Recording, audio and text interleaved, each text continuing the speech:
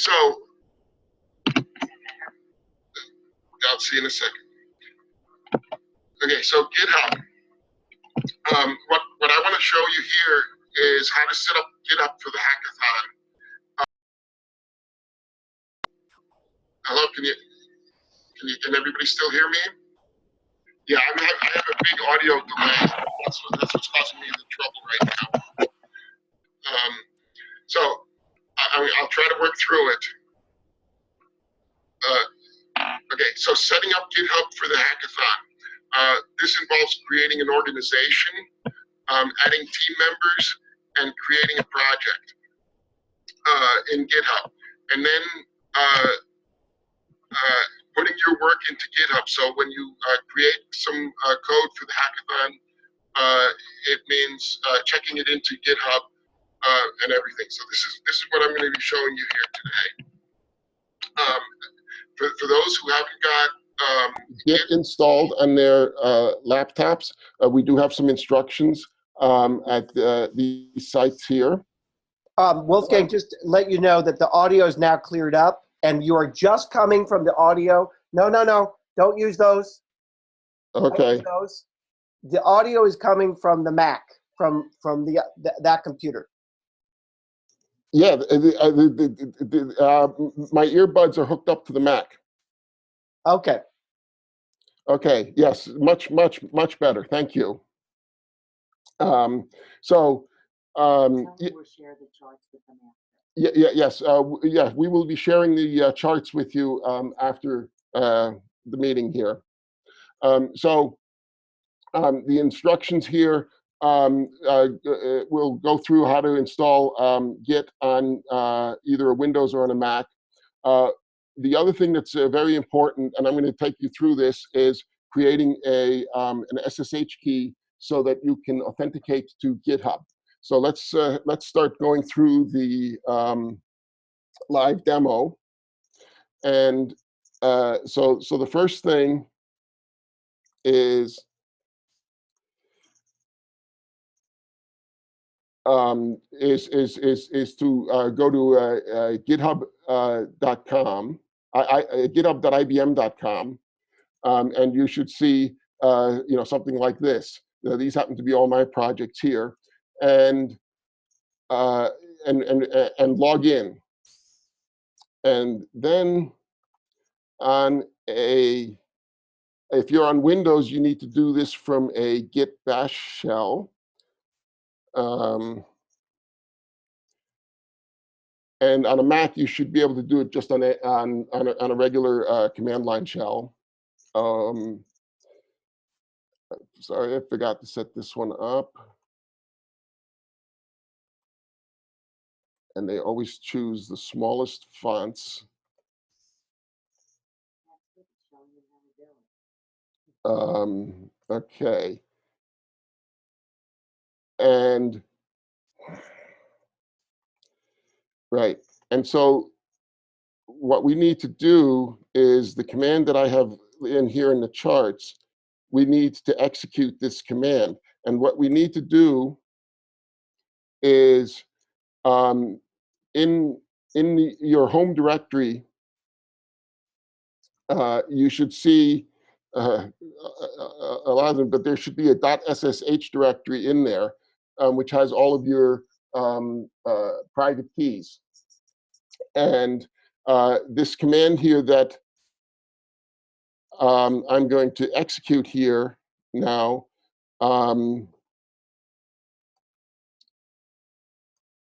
is the command to generate the key. And it will prompt you for where you want to save it. And I'm not going to save it as that name, so ID XXX. I'm going to save it as a different name, but you need to save it as ID_RSA. So if you don't have a key named ID_RSA in your .ssh directory, then you need to generate one and put one there. The passphrase, you could leave it blank, which means that there's no passphrase, which means I can use the key at any time without putting in a password. If I put a passphrase on it, every time I want to use the key, I have to enter the password. On the Mac, there is a SSH agent. Unfortunately, I'm not very familiar with that. And then just taking the defaults for everything else.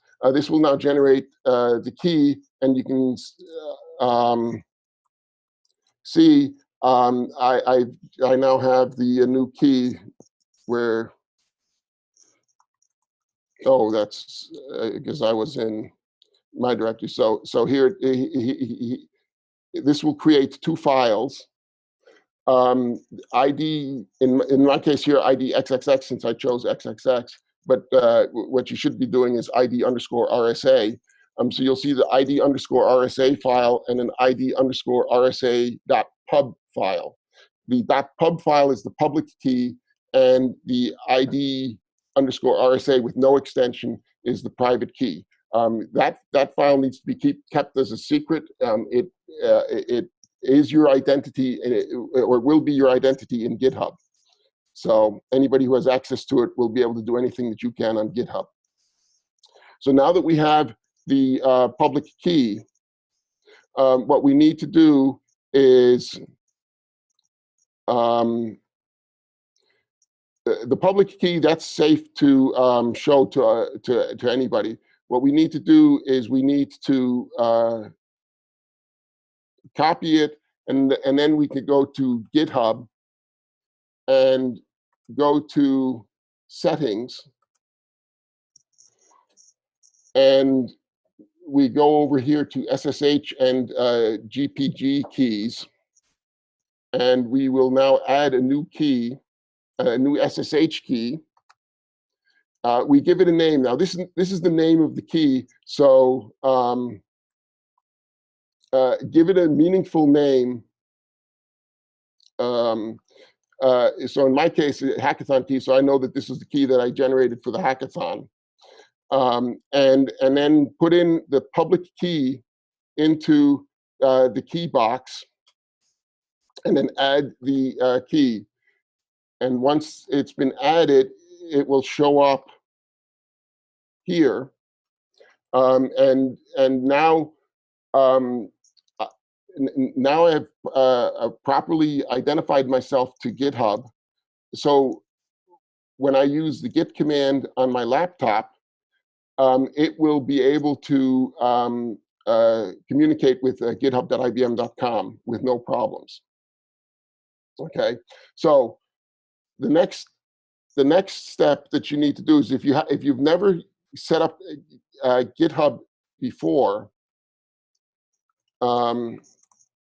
git config. You will not have these two properties, and you need to add them. And those are done with the git config. Oh, I'm sorry. I've forgotten the command now, luckily.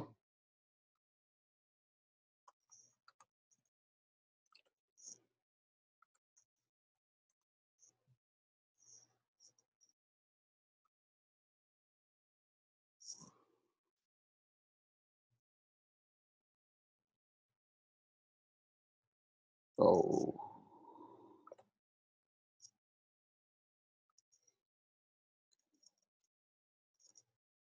Oh.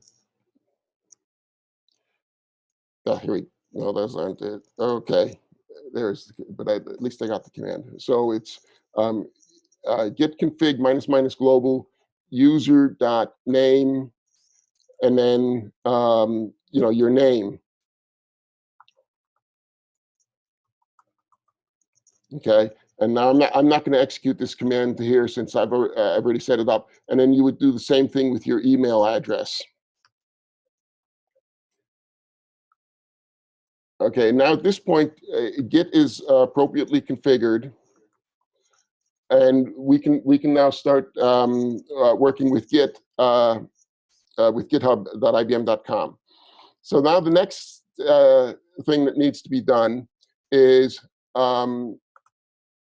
in your GitHub, GitHub has the concept of an organization. And an organization is just a set of projects. And so for the hackathon, I would recommend that when you're working there, that you create an organization for your team and put all the Git projects for that, for your team into that organization. And so the way to create an organization is you click up, one person would have to click up here on the home page here of GitHub and create an organization. And he will give it a name.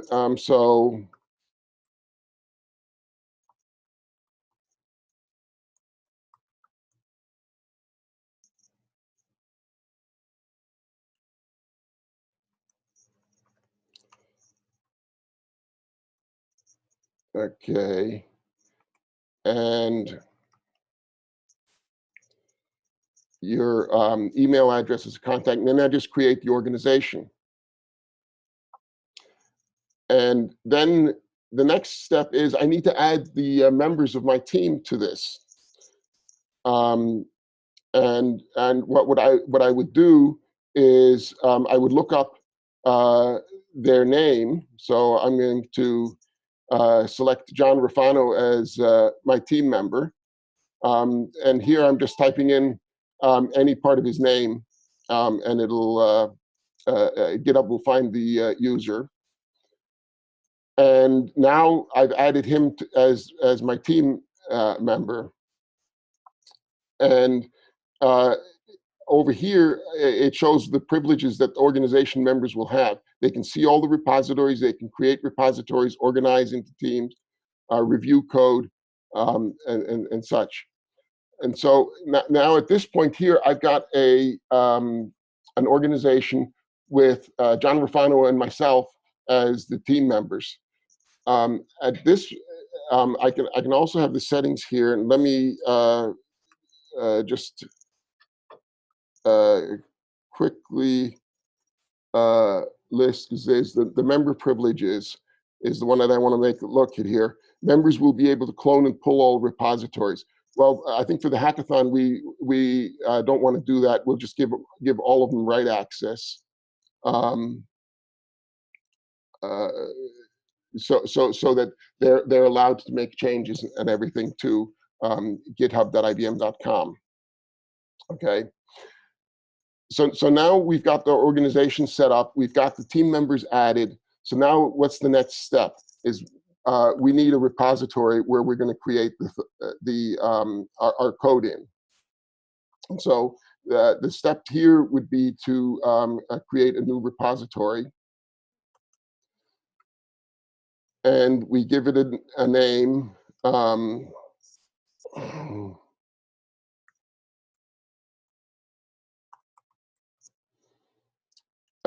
Give it a description. It's optional.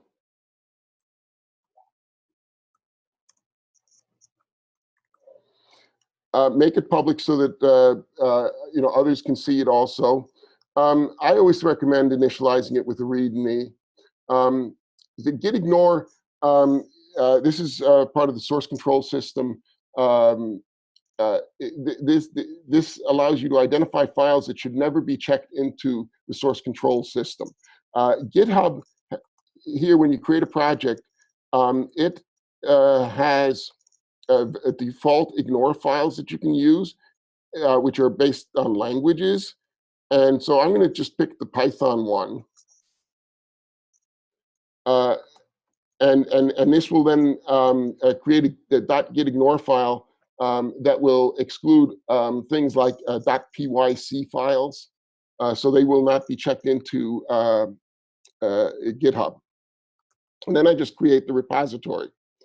And when it finishes here, now this is showing me the project. And you can see it has two files in it, the readme.md and the .gitignore. So I can quickly show you the .gitignore file. You can see it ignores things like anything in the build directory,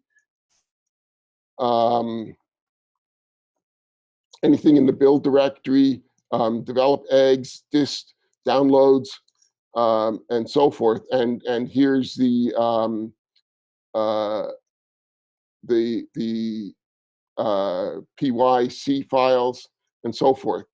And so it's usually a good set that's listed here. So now the next thing that's of interest, of course, is I need to be able to put my wonderful code that I'm creating into GitHub here. And so how do I proceed with this? Here I come over here to the clone or download, and I'm going to do a clone. And since I've set up my account with SSH, I'm going to be cloning with SSH key here. And then this here is the Git URL for the Git project within this GitHub project.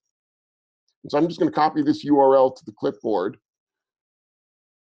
and go back to my command prompt. And I've just got a temporary place where I'm going to store this. So I'm going to clone this project now onto my laptop. And I'm just going to use the git clone command.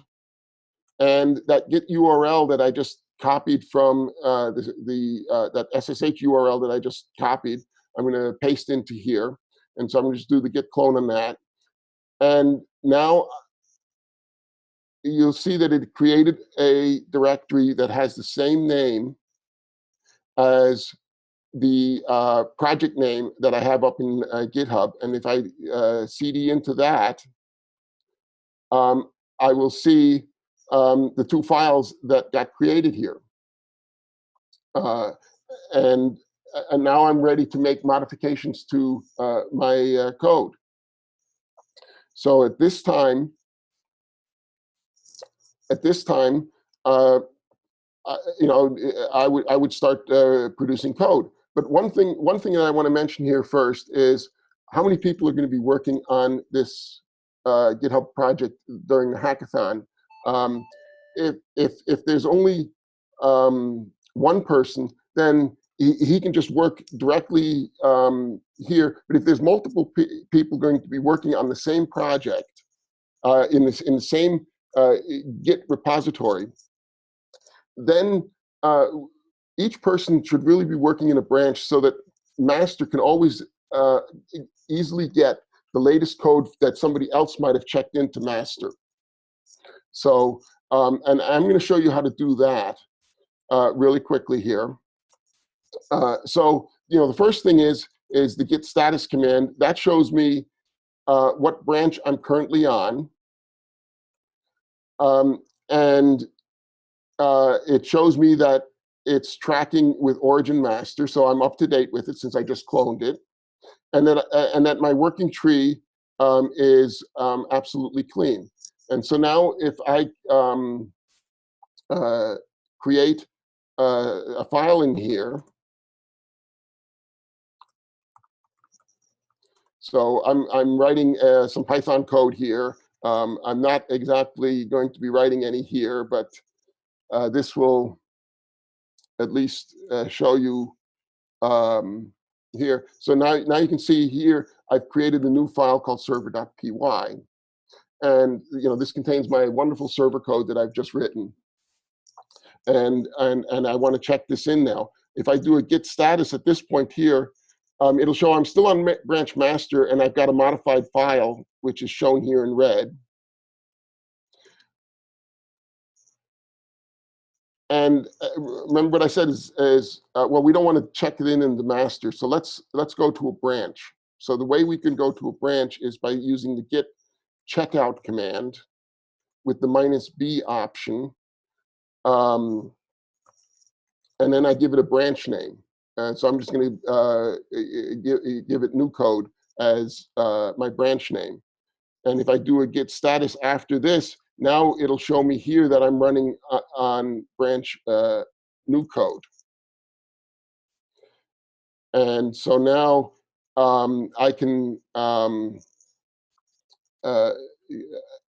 add the file to my Git repository by saying git add server.py. I can also use wildcards, but when you use wildcards, you have to be careful that you don't include files that you didn't want to add to the repository. So once I've done the add command, this adds the file to the index. It's not yet part of the Git history. It's only part of the index. The index is used to create a commit in the history. It is used to identify the files that will become part of that commit. And so right now I've got that one file in the commit, in the index. So I'm only going to have the one file in the latest commit. To actually create the commit and put it into my repository, I would have to do a git commit -m for a message for this is a comment that's added to the commit. And hopefully this will be a meaningful comment. And now I've added this to it, and if I do the git status again, it will show I'm on branch new code and I've got nothing to commit, and I've got a clean working tree. This is because my code is on my branch, and at this point I'm ready to commit. But one of the things that I want to do is I want to check to make sure that nobody else has updated any code yet. So at this point here, I can do a git fetch, and this will download any code that somebody else might have committed. In this case, it didn't return anything because nobody else made any changes. But what I'm going to do now is I'm just going to create a file here on the GUI to simulate somebody else making a change here.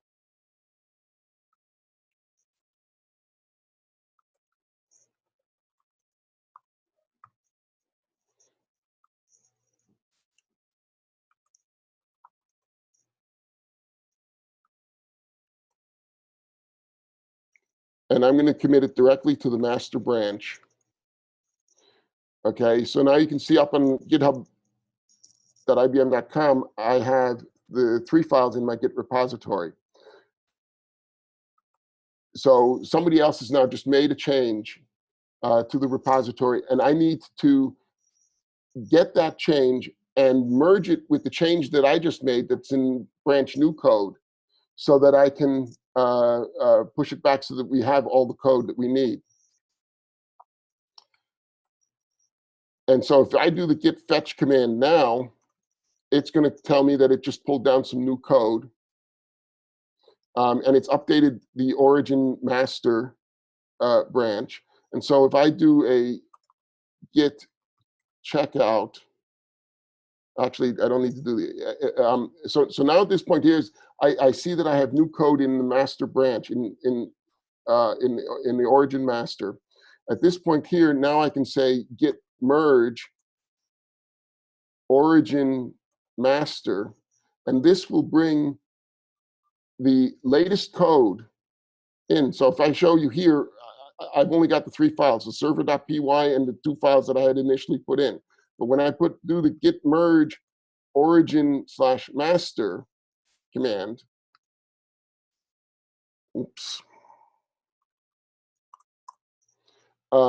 What this will do is it'll merge the 2 branches, origin master and the branch that I've got checked out, which is new code. And now you see that I also have the another file in here. And since there were no merge conflicts, this is now ready to go, and I can bring it into master and push it up, and I won't have any problems. And so that's what I'm going to do right now is git checkout master. I need to do that first. Now I need to bring it up to date to the current origin master, so I can do do a git merge origin master. And so now my master branch is up to date also, and as you can see, it just has another file, but it doesn't have my new code file yet, my server.py file, which is in the new code branch. So now I can bring the new code branch into master by using the git merge command.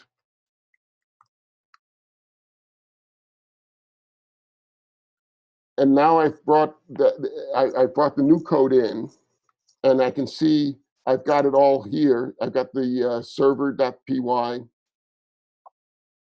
update, and I've also got another file, which is the file that somebody else changed. And so if I do a git status now, I'm going to see that I'm on branch master, and my branch is ahead of origin master by 2 commits. This is telling me that the master branch on the project on github.ibm.com is missing some commits that I have. And those commits are the 2 that we just made. The one is the server.py, and the other is the merge that we did to the master. And so at this point now, I can push these changes up to github.ibm.com by just issuing the git push command.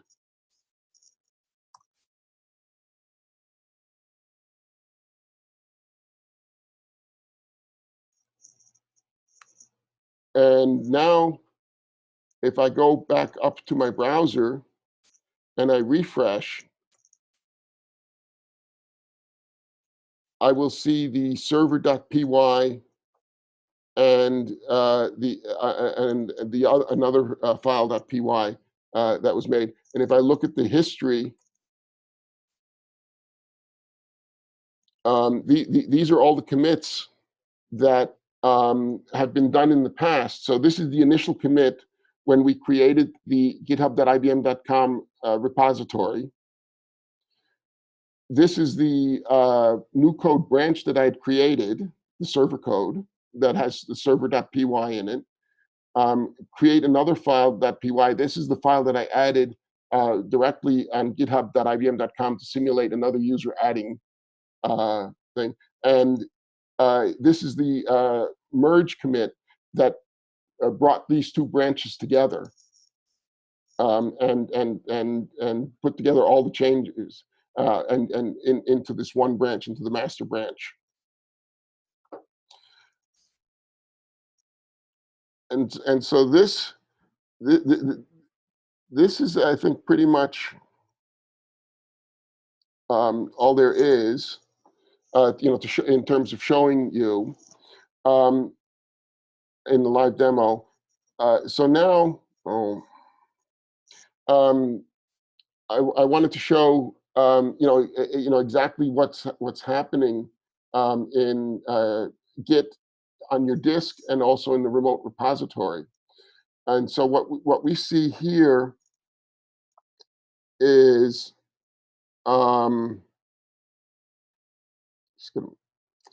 what we see here is chart that shows all the interactions and the different areas. So the folder that I had, which was the good project that I created when I did the git clone command, that created this folder structure here, which has a workspace and a staging area and a local history. The .git directory within that folder contains the local history and the stage. The local history, those are all the commits that have ever been made. And the stage, as I mentioned before, is for creating a new commit that would go into the local history. The workspace, those are all the files that I viewed in the directory, other than the .git directory. This is where I make my changes and test my code, which is very important to testing your code.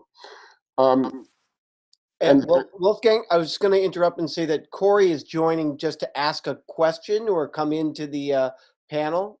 Corey, you're on mute, but did you want to pose a question? Yes, please. So Corey, you just have to come off mute there. Look for the mute button. It was actually answered, so I'm set. Okay, all right. Okay, great. I'll put you back in the audience, but anybody else who wants to come in like that can just raise your hand and we'll bring you in. Okay, yeah, thank you. The interactions that you see here, most of the Git commands that you execute will only manipulate the local repository that you have on your laptop. So for example, the merge command that I was doing, the add command and the commit command, they were just manipulating the data that's on your laptop. The only commands that interact with the remote is the fetch and the pull command and the push command. The fetch and the pull bring the commits that are on the remote repository, so in this case, github.ibm.com, and it brings them into your local history. And the push command takes commits that are in your local history but not on the remote, and it copies them to the remote. Now, the pull command also does another thing because it also modifies the workspace, because what the pull command does is after it fetches all the data, it then does a merge with whatever is currently checked out in the repository, in your workspace with its tracking branch. Now, one command that I didn't show was the reset and the checkout. Not the checkout, the reset command. The reset command, this is a way of undoing things that you've done that you don't like. Say, for example, you added a file into the index, but you didn't. But then later on, you changed your mind. You don't really need it. You can reset it to remove it from the staging area. The reset hard, that does an additional operation. It's, in addition to changing the staging back to what was checked out, it also undoes all the changes in your workspace. So doing the reset minus hard is a dangerous operation, because you will lose all the changes that you've made in your workspace that have not been committed yet.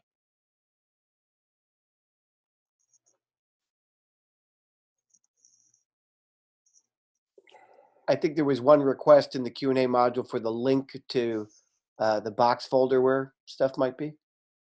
Yeah, I'm not sure how the data is going to be shared.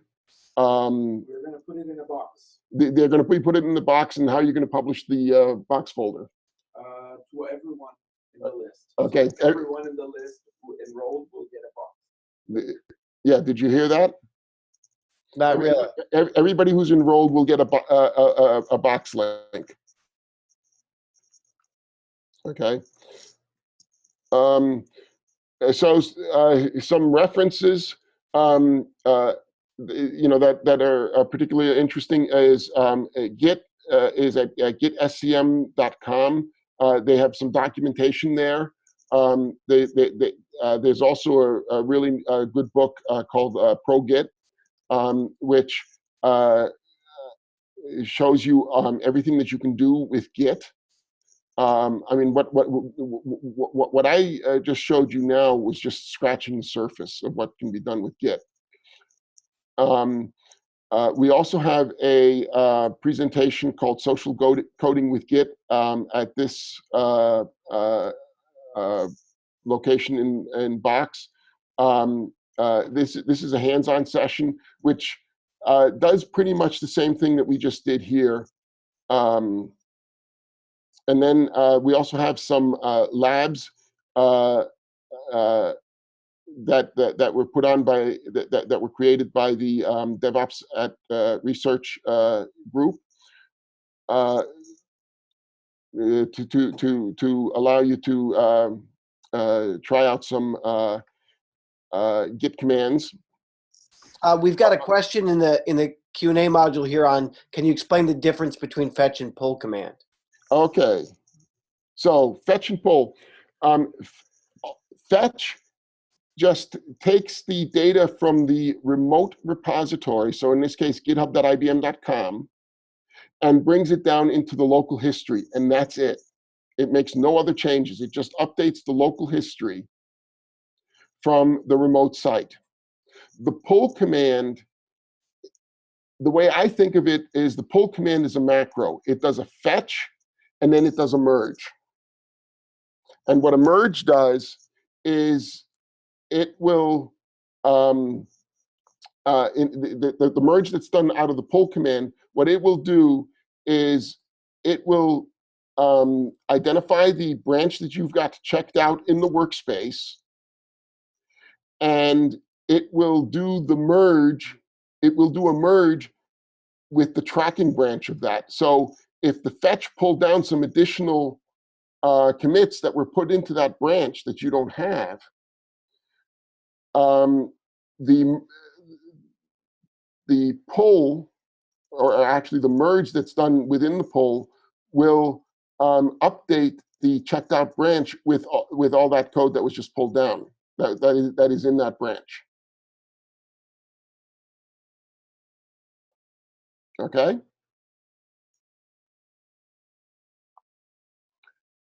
So one last thing is the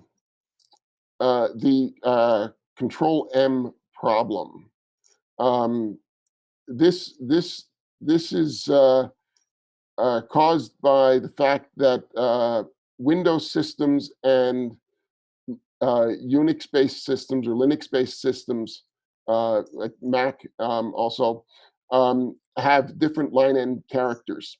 On Linux, the line-end character is just a new line character. And on Windows, it's a carriage return line feed. And this causes problems in some situations, and it people that are using Windows need to be aware of it so that they don't annoy the Linux people by putting a bunch of Control M's into their files. The Control M's, by the way, is the carriage return. And we have a website that describes the problem and how you fix it on your Windows install. So that's all the presentation I have. So if there's any additional questions. If you look under the Q&A module, you'll see a few more questions in there. Okay. Maybe. Thank you. Okay. Are we meant to use machines that IBM provides us for the hackathon, or can we use our own personal computers? Both. Both? Both. Okay.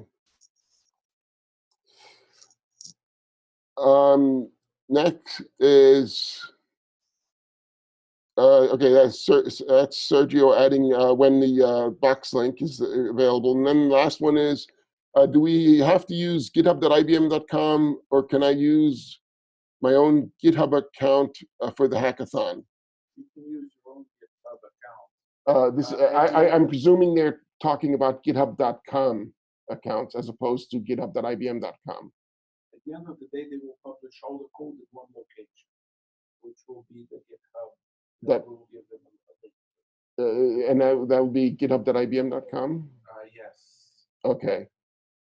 Yeah. So it might be best if they just started working directly with github.ibm.com, since that's what it's going to end up at. Or I don't have the answer right now. yeah. So we'll come up with a good answer within a couple of hours, within a day or so. Don't have the answer yet. Okay. Are you able to choose your teammates or teams that signed? Yes. Yes, you Jeff, can. do you want to promote me up here too, so I can talk? Yeah.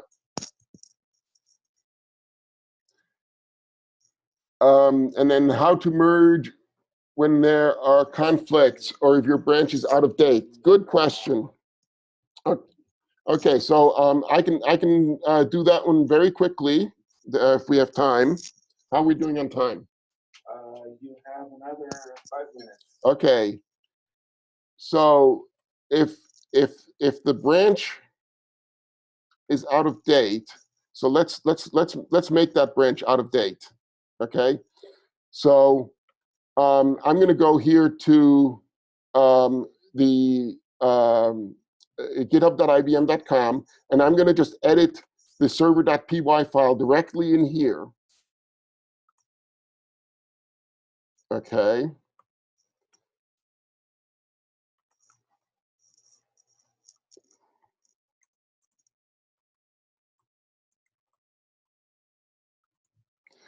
Okay, so I'm adding a new line, and I'm going to commit the changes directly to the master.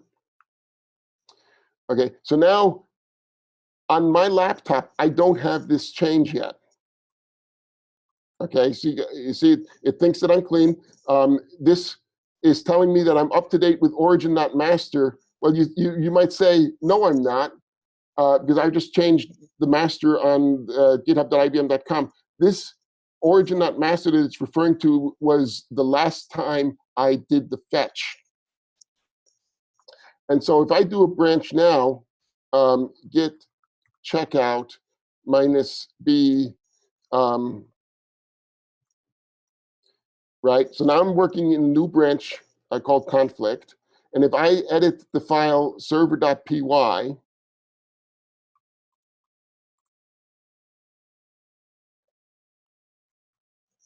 and make a change, right? So now git status, everything's fine. I can do git add server.py and then do a git commit, or I can do it in one command by doing git commit -a -m and then a comment. Now, be careful when you use the git commit -a because it will only add files that have been modified. It will not add new files. Okay, so now I've got this commit that I've updated here, but I have a merge conflict. I'm going to have a merge conflict because I made a change to the file in the same location. So now let me pull down the new code. So I'm going to do a git fetch. So I've now updated my origin master to contain the change that I made directly onto github.ibm.com. And now I'm going to try to merge that into into my branch. So I'm just going to say git merge origin / master. So far, everything that we've done is the same as before. Notice the message here that it says now, auto merging, conflict, merge conflict in server.py, automatic merge failed. If you get this message, you must complete the merge, okay? If you do not complete the merge, you can damage your local Git repository to the point where you have to throw it away, which happened to me once, and that's why I know it. So for example, if this was at the end of the day and you're ready to go home and you don't want to do the merge right now, you can just say git merge -- abort, and that'll just bring back the state of your local repository to the state that it was at just prior to issuing the git merge origin master. So now I'm going to issue the command again, git merge origin master, to get the conflict. And now I'm going to show you what the conflict looks like in the file. You can see here that it adds our telltale sign lines here, using the greater than and the less than symbols and the equal sign, and it identified the two conflicts, the lines in conflict. And now I just have to change this content to undo the conflict. And save this file. And now, after I've made the change here, it tells me here that I still have unmerged paths that I haven't resolved. How do I fix this? I have to make a commit. Now, Git is already in a state where commit is on its way. I just have to add this file to the index, the file that I just edited. I just have to add it to the index. So add server.py, okay? And now it's telling me that all the conflicts have been fixed, but you're still merging. Why am I still merging? Because I haven't finished the commit. So now if I do the git commit,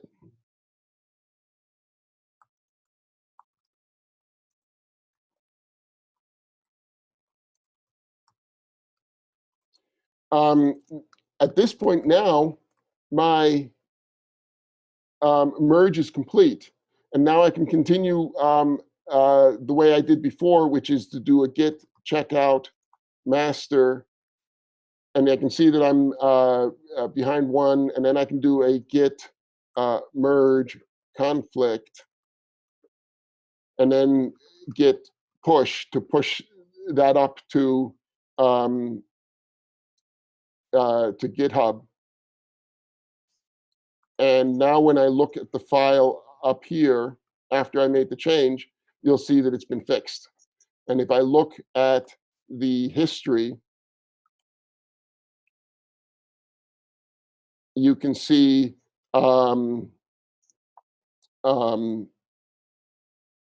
updated server.py. This is the change that I made on github.ibm.com, adding a conflict. This is the change that I made on my laptop. And then this is the merge that I made, that I did on my laptop to fix this problem. So does that answer your question?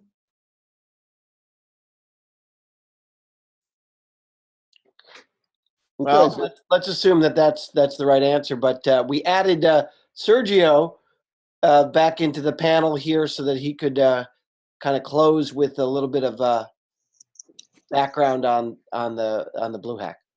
Beautiful. So thank you very much, Wolfgang, for this participation. By my side, I have Dabier. Dabier is helping organize BlueHack as well. So first of all, thank you very much for participating in the webinar. And this session has been recorded. It will be made available to all of you in the box. The presentation will ask kindly for Wolfgang to put on the box as well. So you will be able to have all the references and all the links to it. And if you have any questions, shoot. We're here. We're really expecting. By now, we have about closer to 200 people enrolled and growing. So very soon, the number of people will reach the maximum that we can accommodate, which is 400 total in North America. So we are at half. We have 2 weeks to go. And the challenges will be posted. Again, most of you already know the 4 challenges. The 4 challenges are, number 1, blockchain and cognitive solutions. Number 2, video comprehension and cognitive solutions, again, understanding video. Number 3, the smart IoT, TJ bot, and embodied computing, which is the number 3.